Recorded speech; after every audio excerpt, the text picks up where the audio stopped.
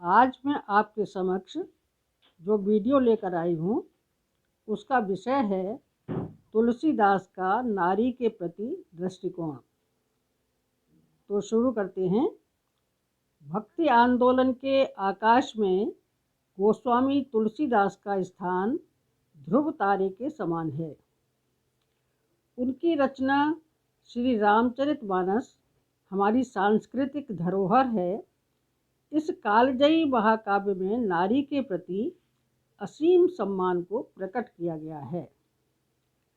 मानव जीवन में नारियों के प्रति सम्मान को प्रतिस्थापित करते हुए तुलसीदास जी कहते हैं कि पुरुष अपनी पत्नी के अतिरिक्त अन्य स्त्रियों को माता के समान समझता है, उसी के हृदय में भगवान का निवास होता है।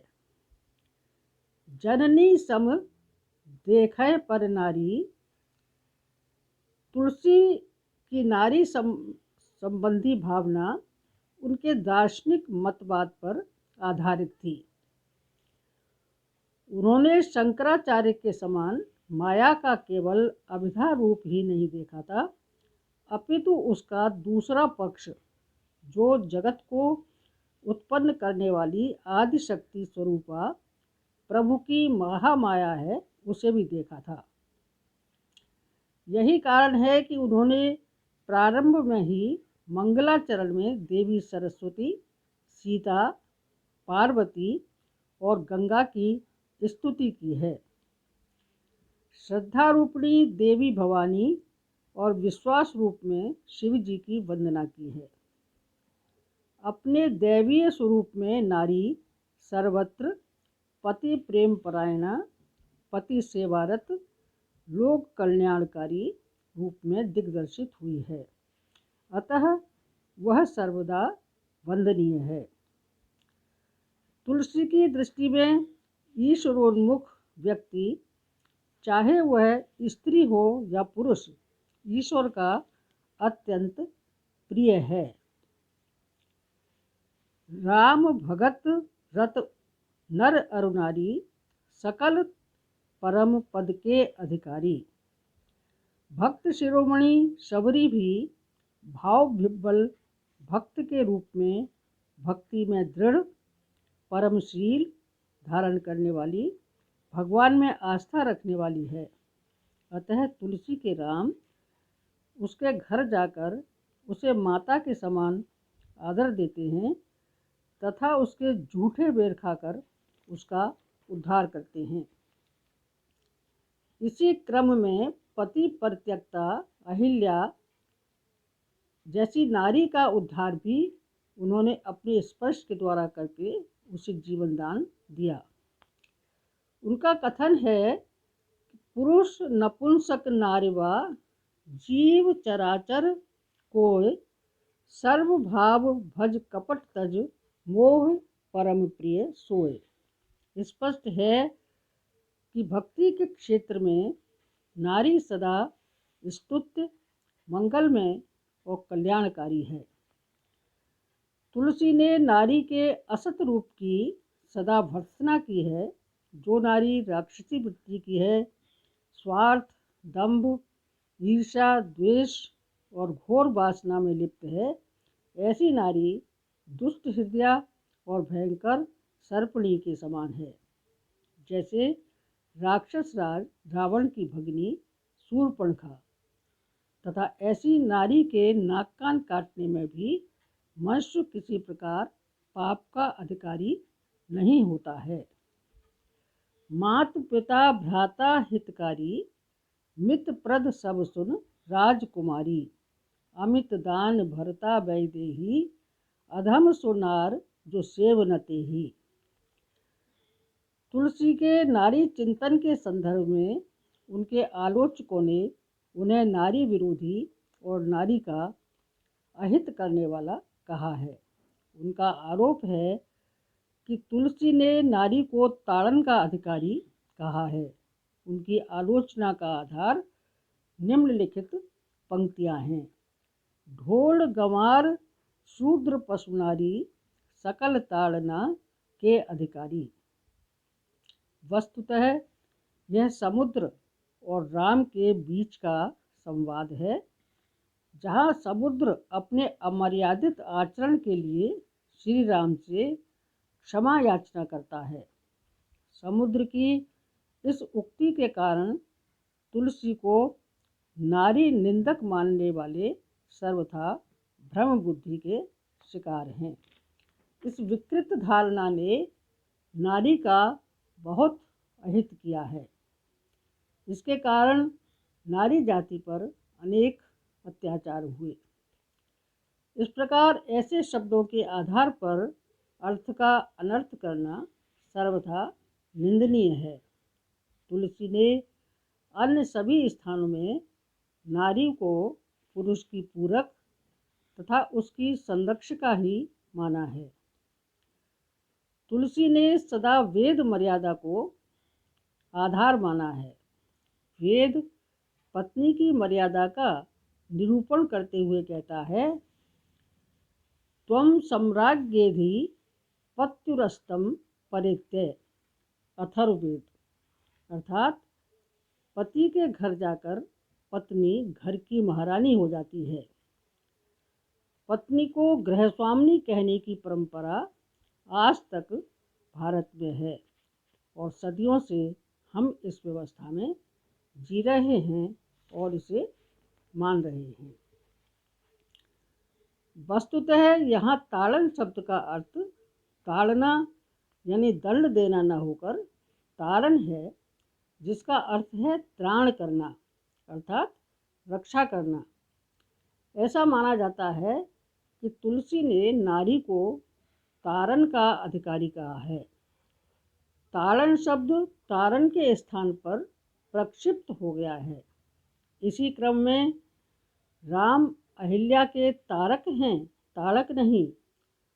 तुलसी का अभिप्राय अपने चरित नायक से नारी की ताड़ना नहीं अपितु तारण करना ही सिद्ध होता है। सीता और पार्वती जैसी स्त्रियां उत्तम कोटि की पतिव्रताएं हैं। कौशल्या, सुमित्रा, मंदोदरी तथा सुनैना आदि सभी पतिव्रता स्त्रियों के रूप में नारी धर्म का पालन करते हुए सदा उच्च कोटि का आदर्श उपस्थित करते हुए दिखाई गई हैं। कौशल्या जैसी माता जो अपने प्राण प्रिय पुत्र को यह कहकर जो केवल पितु आय सुताता तो जन जाओ जान बड़ माता, जो पितु मात कहु बन जाना तो कानन सत अबध समाना, सहर्ष वन में जाने की अनुमति दे देती है। दूसरी ओर सुमित्रा माता भी है, जो अपने प्रिय पुत्र लक्ष्मण को राम और सीता के साथ वन जाने के लिए सहर्ष तैयार हो जाती है। जो पे राम सिय वन जाही, अवध तुम्हार काज कछु नाही। नारी का इससे बड़ा त्याग और क्या हो सकता है। इसी के साथ राम का सीता के वियोग में वन के पशु पक्षियों एवं लता गुल्मों से यह पूछना, हे खग मृग हे मधुकर श्रेणी, तुम देखी सीता मृगनयनी। ये विद खोजत बिलपत स्वामी, मनऊ महा बिरही अति कामी।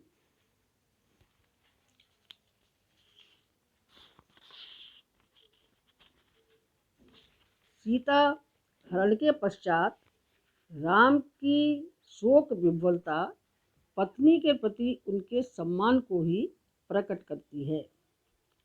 साथ ही राम भक्त हनुमान के द्वारा सीता को जो संदेश भेजते हैं वे उनके मन की व्यथा को स्पष्ट करने वाले हैं।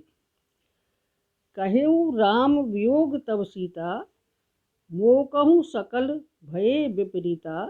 नभ तरु किसलय मनहु कृशानु, काल निशासम निस्सस भानु।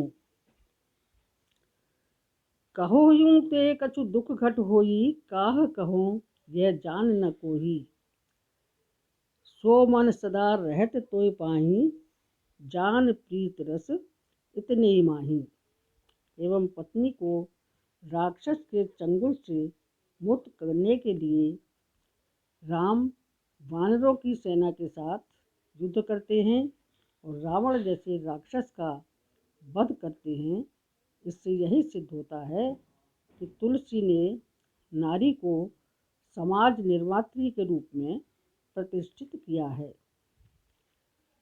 सुग्रीव के अग्रज बाली के संदर्भ में भी यदि हम देखें तो वहाँ भी बाली की भर्त्सना करते हुए उसकी पत्नी को श्रेष्ठ बताया गया है।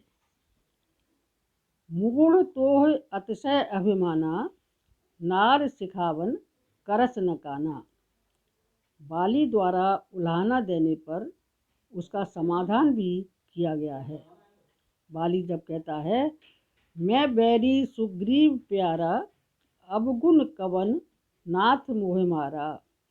धर्म हेत अब तरेउ गुसाई, मारेहु मोह व्याध की नाई। तब राम का कथन सारी शंकाओं का समाधान कर देता है। अनुज बधू भगनी सुत नारी, सुन सठ कन्या सम ये चारी। इन्हें कुदृष्ट बिलोकै जोई, ताहि बधे कछु पाप न होई।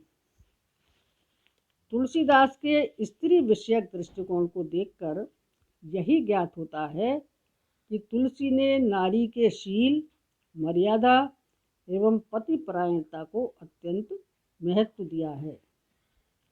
जहाँ कहीं उन्होंने नारी की निंदा की है वह ऐसी नारियाँ हैं जो सर्वथा आचरण विहीन, दुष्ट हृदया, काम वासना से ग्रसित हैं।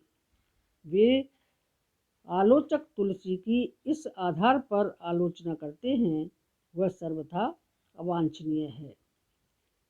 उन्होंने अब से लगभग 400 वर्ष पूर्व जो लिखा वह उस युग की परिस्थिति के प्रतिकूल नहीं था। आज भी उसका फलितार्थ ग्राह्य है। वे नारी सम्मान के पूर्ण समर्थक हैं। राम कथा के सभी पात्र भारतीय सांस्कृतिक मूल्यों के समर्थक हैं। विशेष रूप से नारी पात्रों को उन्होंने पूर्ण आस्थावान, त्याग की प्रतिमूर्ति, युग धर्म संरक्षिका, समय आने पर अपनी श्रेष्ठता सिद्ध करने वाली है, इस रूप में नारी को परिभाषित किया गया है। तो साथियों, ये था नारी के प्रति तुलसीदास का दृष्टिकोण, जिसमें तुलसी को नारी विरोधी कहना कदापि तर्क संगत नहीं है। तो ये मेरा वीडियो था जो आपने सुना। यदि आपको ये वीडियो पसंद आया है तो इसे शेयर और लाइक करना न भूलें तथा मेरे चैनल को सब्सक्राइब अवश्य करें। धन्यवाद।